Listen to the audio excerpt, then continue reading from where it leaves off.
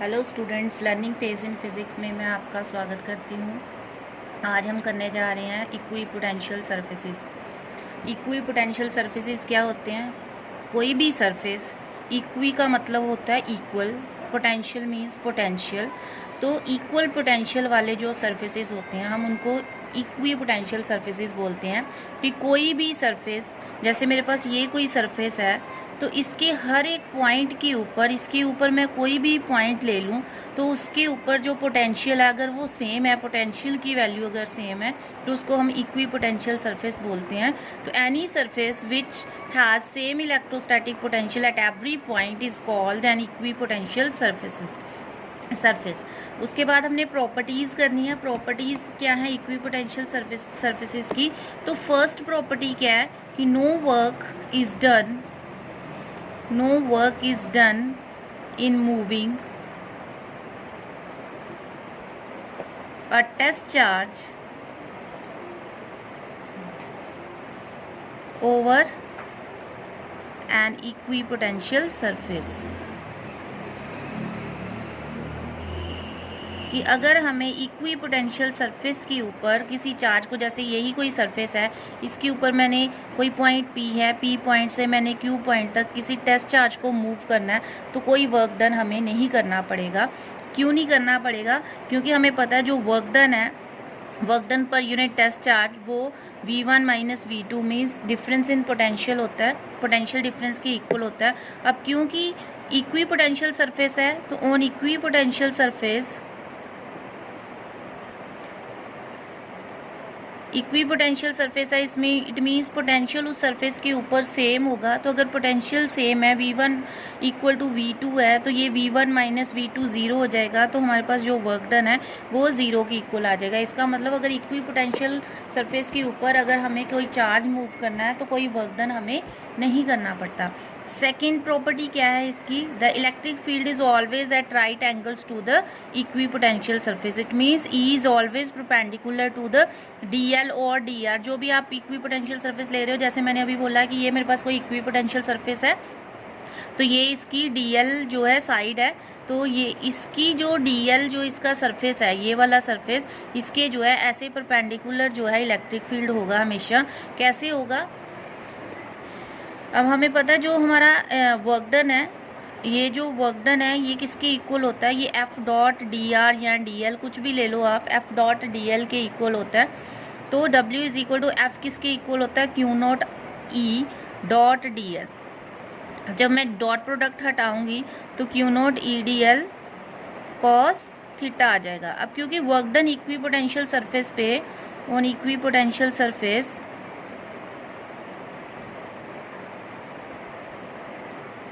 जो हमारा work done है वो ज़ीरो होता है। तो वर्क डन हमारा ज़ीरो है तो Q naught E DL cos theta जो है वो भी हमारा ज़ीरो की इक्वल आ जाएगा। तो कॉस थीटा हमारा ज़ीरो है तो थीटा हमारा 90 डिग्री हो जाएगा। इसका मतलब जो E और DL है ये हमेशा परपेंडिकुलर होंगे इक्वी पोटेंशियल सरफेस पे।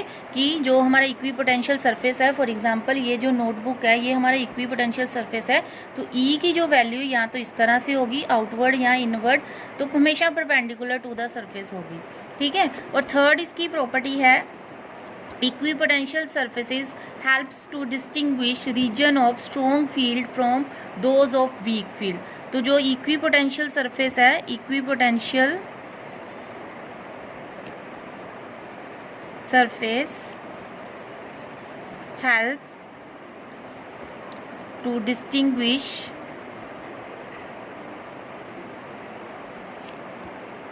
regions of strong field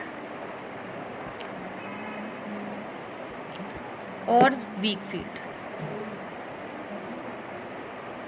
तो ये हमें हेल्प करता है कि कौन सा स्ट्रॉन्ग फील्ड है और कौन सा हमारा वीक फील्ड है। वो कैसे पता चलेगा? हमें पता जो इलेक्ट्रिक फील्ड है वो नेगेटिव पोटेंशियल ग्रेडियंट के इक्वल होता है। अब क्योंकि इक्वी पोटेंशियल सरफेस है तो DV जो है हमेशा कांस्टेंट रहेगा। जो हमारा चेंज इन पोटेंशियल है वो कांस्टेंट होगा, मींस पोटेंशियल चेंज नहीं होगा, पोटेंशियल जो है सेम रहेगा तो कांस्टेंट है। तो DV हमारा constant, it means E is inversely proportional to DR। इसका मतलब जहाँ पे डी आर की वैल्यू ज़्यादा होगी वहाँ पे इलेक्ट्रिक फील्ड की वैल्यू कम होगी। D R mean separation between the two surfaces. तो अगर separation between the two surfaces बहुत कम है, इसका मतलब वहाँ पे जो फील्ड है बहुत स्ट्रॉन्ग है। जैसे ये मेरे सर्फेसिस हैं, मैं इस तरह से अगर सर्फेसिस बनाऊँ तो इनके बीच में जो स्पेसिंग है बहुत कम है, तो इसका मतलब ये स्ट्रॉन्ग फील्ड है। और अगर स्पेसिंग हमारी ज़्यादा हो जाती है दो सर्फेसिस के बीच में, तो वहाँ पे जो फील्ड है वो वीक फील्ड होता है। फोर्थ इसकी प्रॉपर्टी है the equipotential surfaces tell the direction of the electric field. तो इक्विपोटेंशियल सर्फेस है जो equipotential surface tells the direction of electric field. Electric field की जो डायरेक्शन को स्पेसिफाई करता है। तो ये हमने पोटेंशियल में किया था, हमें पता है E is equal to minus d by d r है। तो ये मैंने बोला था आपको, जो इलेक्ट्रिक फील्ड की डायरेक्शन है वो डिक्रीजिंग पोटेंशियल की तरफ होती है। यहाँ जो इलेक्ट्रिक फील्ड की डायरेक्शन जिस साइड होती है उस साइड में जो पोटेंशियल है वो डिक्रीज़ करता है। तो ये जो हमारे इक्वी पोटेंशियल सर्फेसिस है ये क्या बताते हैं, हमें डायरेक्शन ऑफ इलेक्ट्रिक फील्ड बताते हैं। और इसकी लास्ट जो प्रॉपर्टी है that is no two equipotential surfaces intersect each other। कि जो दो इक्विपोटेंशियल सरफेस है वो एक दूसरे को इंटरसेक्ट नहीं कर सकते। क्यों नहीं इंटरसेक्ट कर सकते? क्योंकि अगर दो सरफेसेस अगर एक दूसरे को इंटरसेक्ट करते हैं, जैसे इस तरह से अगर कोई दो सरफेस एक दूसरे को इंटरसेक्ट करते हैं, तो ये जो पॉइंट ऑफ इंटरसेक्शन है यहाँ पे, ये जो हमारा इक्विपोटेंशियल सरफेस है, सपोज करो इसकी वैल्यू V1 है और ये जो हमारा पोटेंशियल सरफेस है इसकी वैल्यू V2 है। तो इस पॉइंट ऑफ इंटरसेक्शन पे हमारे पास दो वैल्यू आ जाती है V1 और V2, जो कि पॉसिबल नहीं है। एक टाइम पे एक ही पोटेंशियल की वैल्यू पॉसिबल है, तो इसलिए हमारे जो दो सरफेसेस हैं वो कभी भी इंटरसेक्ट नहीं करते। उसके बाद है हमने ड्रॉ कैसे करने equipotential surface, draw equipotential surfaces. हमने ड्रॉ कैसे करने होते हैं? सबसे पहले अगर हमारे पास जो इलेक्ट्रिक फील्ड है यूनिफॉर्म है, यूनिफॉर्म इलेक्ट्रिक फील्ड, तो देखो यूनिफॉर्म इलेक्ट्रिक फील्ड का मतलब है कि ये स्ट्रेट लाइंस हैं, इनके बीच में जो स्पेसिंग है वो इक्वल है, तो ये हमारे पास यूनिफॉर्म इलेक्ट्रिक फील्ड है। तो क्या होगा, हमने ये जो हर एक पॉइंट पे, सपोज करो इस पॉइंट पे भी हमारा जो पोटेंशियल है V1 है, इस पॉइंट पे भी हमारा जो पोटेंशियल है V1 है, यहाँ पे भी पोटेंशियल V1 है, यहाँ पे भी पोटेंशियल V1 है, यहाँ पे भी पोटेंशियल V1 है। तो हमने सरफेस इस तरह से ड्रॉ करने होते हैं कि जो इलेक्ट्रिक फील्ड है वो उस सरफेस के परपेंडिकुलर हो जाए। तो अगर मैं इस तरह से सरफेस ड्रॉ करूँगी तो इलेक्ट्रिक फील्ड जो है इस सरफेस के परपेंडिकुलर हो जाएगा। तो मैं यहाँ पे प्लेन्स बनाऊँगी लाइक दिस। तो ये हमारा इक्विपोटेंशियल सरफेस आ गया। ऐसे ही मैं आगे भी अगर बनाना चाहूँ तो ये हमारा इक्विपोटेंशियल सरफेस आ जाएगा। तो ये हमारे इक्विपोटेंशियल सरफेस है और इसका जो पोटेंशियल है V1 है, इसका पोटेंशियल V2 है। अब क्योंकि ये जो सरफेस है along the direction of electric field है, इसका मतलब पोटेंशियल डिक्रीजिंग ऑर्डर में है, इसका मतलब V1 जो है ग्रेटर देन है V2। तो ये हमारे इक्विपोटेंशियल सरफेस आ गया। सेकेंड है, अगर हमारा आइसोलेटेड पॉइंट चार्ज है, कोई आइसोलेटेड पॉइंट चार्ज, तो ये मेरा कोई आइसोलेटेड पॉइंट चार्ज है, पॉजिटिव चार्ज। तो आपको पता है इसकी जो इलेक्ट्रिक लाइंस ऑफ फोर्सेस हैं जो इस तरह से आएंगी आउटवर्ड।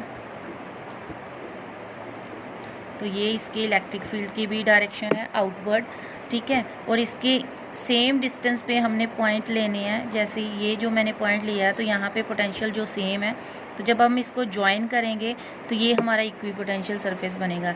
ऐसे ही आगे हम कोई ज्वाइन करेंगे तो ये हमारा इक्विपोटेंशियल सरफेस बनेगा। ये सरफेस आ जाएगा V1, ये आ जाएगा, इसका पोटेंशियल आ जाएगा V2। अगेन जो इलेक्ट्रिक फील्ड की डायरेक्शन में है तो ये डिक्रीजिंग पोटेंशियल को शो करता है, तो V1 जो है हमारा ग्रेटर हो जाएगा V2 से। इसी तरह से हमने अगर दो पॉइंट चार्जेस लेने हैं, या भी हमने एक आइसोलेटेड पॉइंट चार्ज लिया है, अगर मुझे दो पॉइंट चार्ज लेने हैं, दो पॉइंट चार्ज का मतलब है दो पॉजिटिव भी ले सकते हैं, एक पॉजिटिव एक नेगेटिव भी ले सकते हैं। तो पहले मैंने दो पॉजिटिव चार्जेस लिए हैं। तो इसकी भी हमने इलेक्ट्रिक लाइंस ऑफ फोर्सेस की थी। तो आपको पता है इसकी इलेक्ट्रिक लाइंस ऑफ फोर्सेस कुछ इस तरह से आती हैं।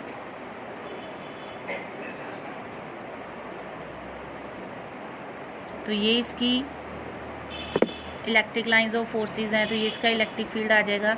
इसी तरह इधर हम बनाएंगे तो ये इसका इस तरह से आ जाएगा।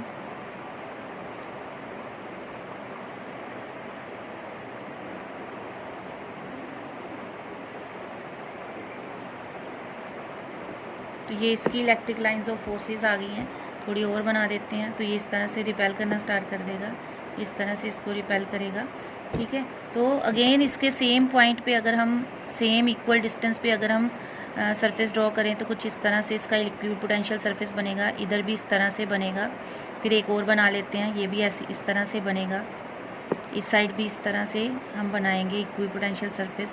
अब देखो जैसे जैसे ये जो इसके बीच में हमारे पास आ जाता है नल पॉइंट, जहाँ पे इलेक्ट्रिक फील्ड जो है कैंसिल आउट करता है एक दूसरे को, तो जिसकी वजह से जब इसके बाद हम और पोटेंशियल जो है बनाना सरफेसेस बनाना स्टार्ट कर देंगे तो ये इस साइड नहीं आने देगा, सरफेस इस साइड से नहीं निकलेगा, सरफेस ऐसे निकलेगा फिर लाइक दिस। तो ये हमारा जो है इक्विपोटेंशियल सरफेस कुछ इस तरह से बनेगा। ये है हमारे पास अगर कोई दो पॉजिटिव चार्जेस हैं, और अगर एक पॉजिटिव एक नेगेटिव है, ये पॉजिटिव है ये नेगेटिव है, तो इसकी जो इलेक्ट्रिक लाइंस ऑफ फोर्सेस हैं इस तरह से होती हैं।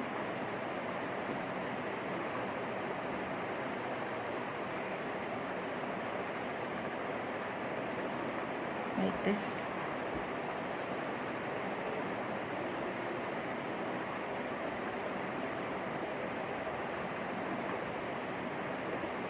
ठीक है, ये हमारी इलेक्ट्रिक लाइंस ऑफ फोर्सेस आ गई।